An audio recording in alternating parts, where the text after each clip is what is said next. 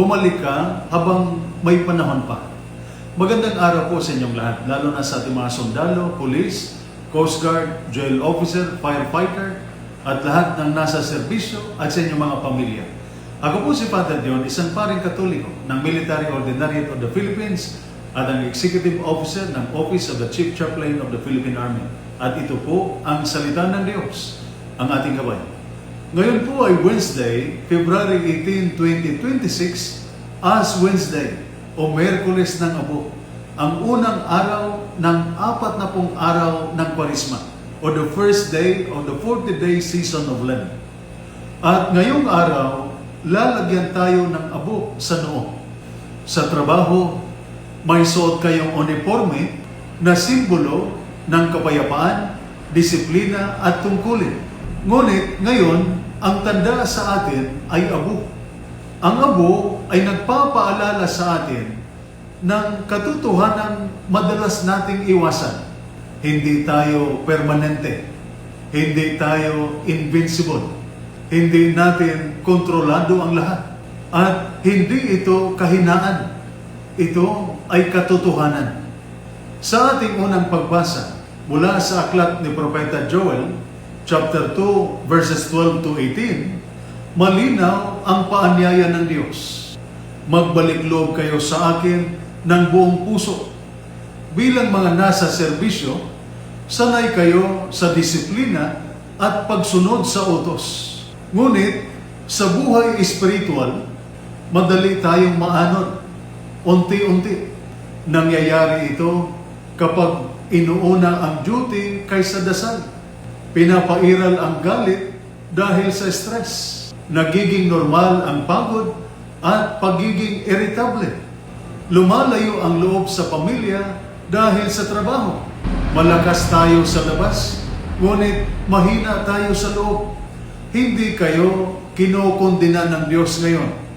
Inaanyayahan niya kayong bumalik, hindi bukas. Hindi kapag mas magaan na ang assignment, kundi ngayon.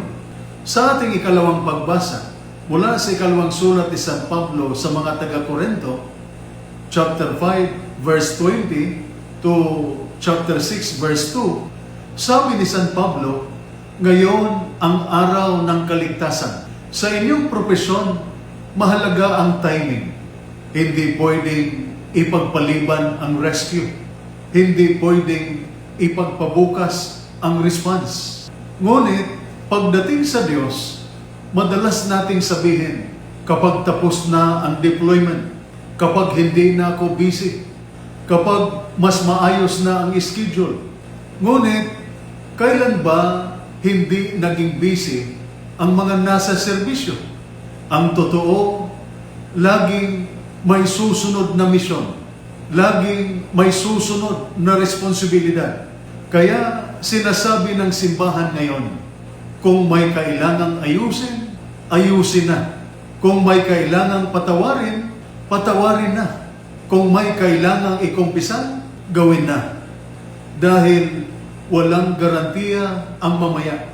Sa ating Ebanghelyo, mula sa Ebanghelyo ni San Mateo, chapter 6, verses 1 to 6 and 16 to 18, sinabi ni Jesus, kapag kayo nagdarasal, nag-aayuno o nagbibigay, huwag magpakitang tao. Bilang mga nasa serbisyo, sanay kayong magpakita ng tapang kahit pagod.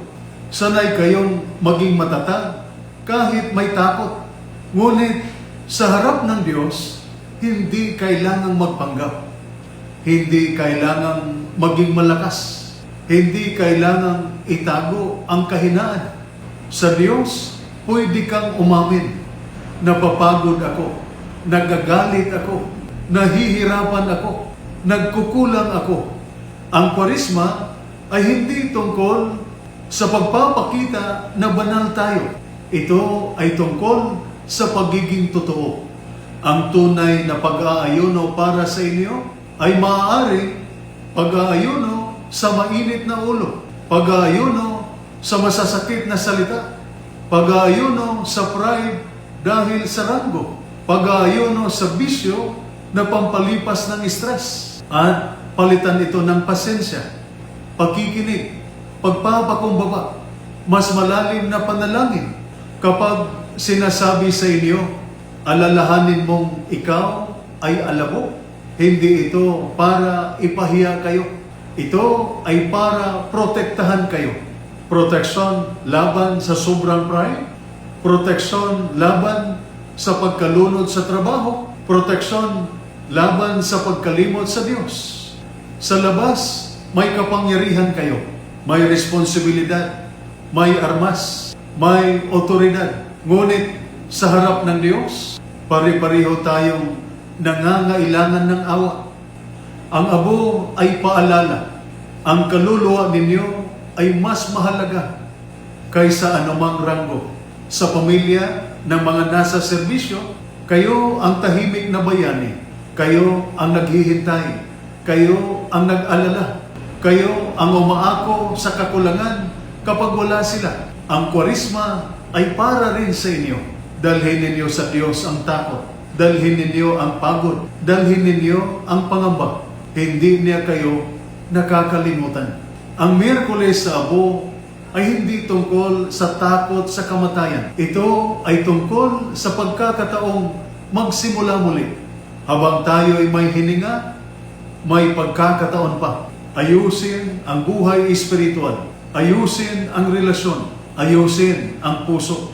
Matapang kayo sa misyon. Mapagpakumbaba kayo sa Diyos. Alabog tayo, pero minamahal na alabog. At habang may panahon pa, bumalik tayo sa Kanya.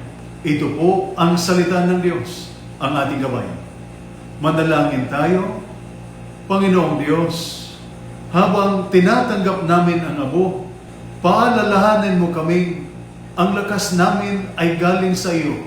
Ingatan mo ang aming mga sundalo, pulis, Coast Guard, jail officer, firefighter, at lahat ng nasa serbisyo sa kanilang misyon. Palakasin mo ang kanilang pamilya, patawarin mo ang kanilang pagkukulang, at tulungan mo silang magbalik loob ng buong puso.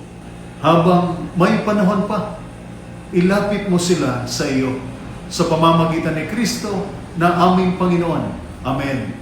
At sumainyo at sa inyong pamilya ang pagpapala ng makapangyarihang Diyos, Ama, Anak, at Espiritu Santo. Amen. Santa Maria, Ina ng Diyos, ipanalangin mo kami. San Miguel Arcangel, ingatan mo kami. Amen.